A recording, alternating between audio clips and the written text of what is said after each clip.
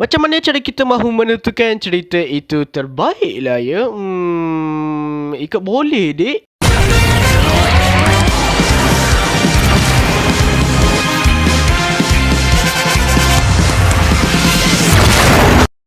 Assalamualaikum guys, dan kembali di dalam channel Shinti Satsu. Jangan lupa like, komen dan juga subscribe di channel Shinti Satsu.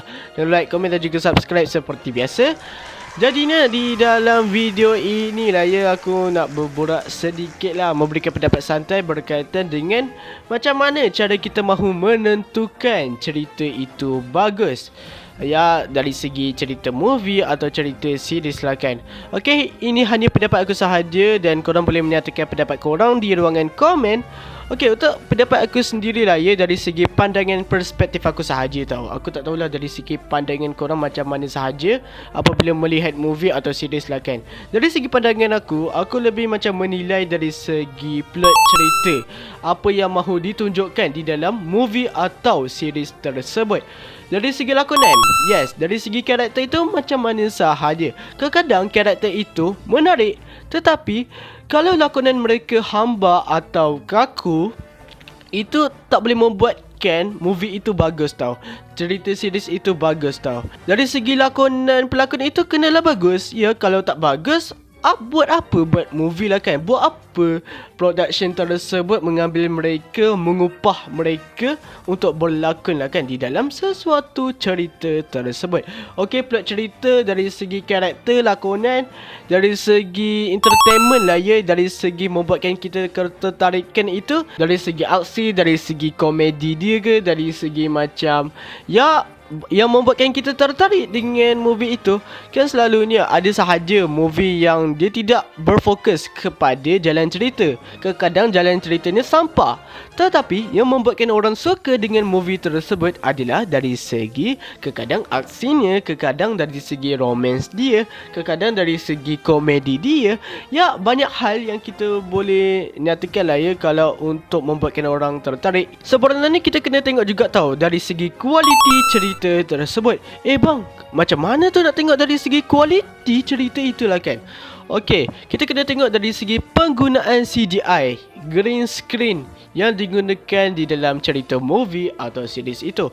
Ya, korang tahulah ya, sekarang ini kan ramai memperdebatkan berkaitan dengan CGI. Kenapalah ya versi sekarang ini lebih teruk berbanding dengan versi CGI yang dulu. Itu pun aku tak pastilah ya, mungkin sahaja ada masalah produksi, mungkin sahaja kelelahan orang yang membuat CGI itu, dia punya green screen itu. Ya, sebenarnya ada sahaja banyak masalah yang memang tak boleh dielakkan lah ya. Contoh macam cerita The Flash itu. Ya, cerita The Flash itu, kalau ikutkan dari segi plot ceritanya bagus, dari segi karakternya aku memang sangat suka. Tapi yang membuatkan aku kurang untuk cerita The Flash adalah dari segi CGI. Itulah dari segi kualiti movie The Flash itu agak menurun juga lah ya, walaupun bajet dia tinggi itu. Ya, kadang movie itu bajet dia tinggi, tetapi hasilnya apabila telah ditunjukkan kepada penonton mengecewakan. Sebenarnya nak membuatkan movie itu paling disukai oleh orang ramai, tiada kritikan langsung, dia macam cerita paling perfect lah di dunia ini kan. Memang aku boleh katakan agak mustahil. Disebabkan apa? Okay, orang kat dunia ni, orang kat bumi ni, bila tengok cerita mesti akan ada yang suka atau tidak suka. Contoh satu cerita yang aku nak cakap ini adalah Paddington. Yes, mesti korang tahulah kan cerita ini. Siapa sahaja yang tidak layan, dan memang ramai gila memberikan kata-kata positif berkaitan dengan movie ini. Yes, tapi mesti akan ada sahaja yang tidak berapa suka sangat dari segi cerita Paddington ini.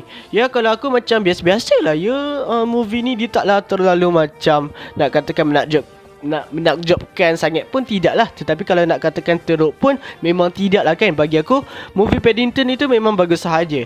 Ya, mesti akan ada memberikan kritikan yang kadang memang tidak munasabah, tetapi kadang mereka boleh memberikan kritikan yang memang sangat logis, yang membuat kita pun tak perasan tahu kelemahan untuk movie atau series tersebut. Contoh ni macam One Piece live action. Aku memang sangat suka gila dia punya series itu, live action One Piece. Tapi kalau difikir-fikir balik, memang ada kelemahan di dalam One Piece live action, iaitu sebenarnya memang ada scene yang terlalu penting tau dimasukkan di dalam cerita One Piece itu sendiri. Dan dia pun adalah penggerak untuk cerita One Piece itu.